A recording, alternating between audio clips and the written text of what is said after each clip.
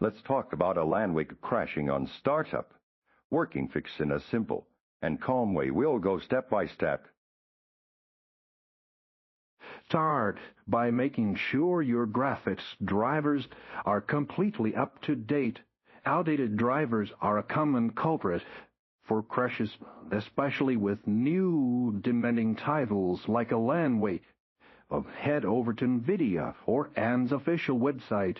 Download the latest stable version for your specific card and perform a clean installation. This essential step often resolves compatibility issues right out of the gate. If updated drivers aren't the issue, the next crucial step is to verify your game files through your game launcher. Whether you're playing on Epic Games or Steam, there's always an option to check for corrupted or missing files within the game's properties. The launcher will automatically download and replace any problematic data, ensuring your installation is pristine. This can fix many word errors that might not even be apparent at first glance.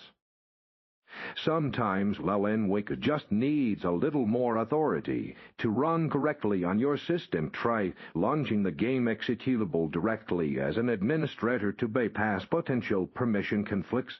Simply right-click on the game's X file, select Run as administrator, and see. If that resolves the startup crash. For a more permanent solution, you might also want to set the game to always run in administrator mode through its properties.